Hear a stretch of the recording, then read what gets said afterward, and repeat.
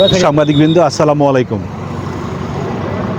আপনারা জানেন আসন্ন ত্রয়োদশ সংসদ নির্বাচন উপলক্ষে বর্ডার গার্ড বাংলাদেশ নির্বাচনী তফসিল ঘোষণার পর থেকে দায়িত্ব পালন করে যাচ্ছে এবং সম্পূর্ণ প্রস্তুত আছে পরবর্তী দায়িত্ব পালন করার জন্য।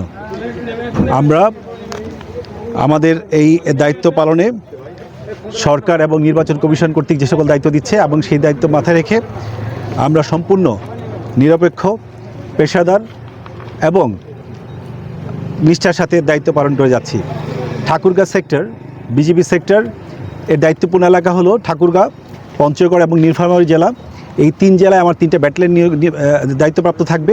3 জেলায় সর্বমোট 16টি উপজেলা আছে এবং এই 16টি উপজেলা 9টি নির্বাচনী আসন দেখভাল করবে এবং এটা অধিকাংশ এলাকায় আপনারা জানেন সীমান্তবর্তী এলাকা। এই সীমান্তবর্তী এলাকায় আবার 48টি বিজিবি প্ল্যাটুন দায়িত্ব পালন করবে এবং এরা স্ট্যাটিক এবং মোবাইল হিসাবে নিরাপত্তা প্রদান করে যাবে। এছাড়াও আমাদের K9 ডগ ইউনিট আছে, তারা দায়িত্ব পালন করবে। আমরা নিরাপত্তা জোরদার করে যাচ্ছি, আমরা গোয়েন্দা তৎপরতা বৃদ্ধি করেছি, আমরা বডি অন ক্যামেরা ব্যবহার করছি।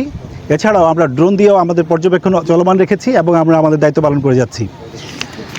আমরা ভোটারগণ যেন নিরাপদে, শঙ্কামুক্তভাবে, আনন্দঘন পরিবেশে তাদের ভোটাধিকার প্রয়োগ করতে পারে এবং অন্যান্য প্রার্থীরা যেন তারা লেভেল প্লেয়িং ফিল্ড পায় এবং তারা সবাই যেন তাদের ইচ্ছামতো প্রচার করতে পারে, এইটা নিশ্চিত করার চেষ্টা করছি। এবং আইন শৃঙ্খলা বাহিনী অন্যান্য যারা আছে তাদের সাথে আমরা সমন্বয় করে আমাদের দায়িত্ব পালন করে যাচ্ছি। আমরা নির্বাচনী কালে আমাদের সীমান্তকে আমরা কঠোর নিরাপত্তার আওতায় রেখেছি, যাতে সীমান্তবর্তী যে সকল অপরাধগুলো হয়ে থাকে, চোরাচালান, অবৈধ পারাপার অথবা নির্বাচনকে বিঘ্ন করার মতো কোনো যদি অপতৎপরতা থাকে সেগুলো আমরা কঠোরভাবে দমন করার চেষ্টা করে যাচ্ছি। আমরা মনে করি আমাদের এই তৎপরতায় জনগণ, দেশের ভোটারগণ আস্থা পাবে এবং তারা নির্বিঘ্নে ভোট দিতে আসবে।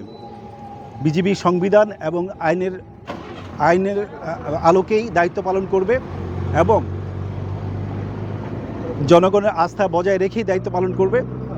আমরা এই দায়িত্ব পালনকালে আমরা সাধারণ জনগণ, রাজনৈতিক নেতৃবৃন্দ যারা আছেন এবং আপনারা যারা সংবাদকর্মী আছেন সকলের সহযোগিতা কামনা করছি। ধন্যবাদ সবাইকে।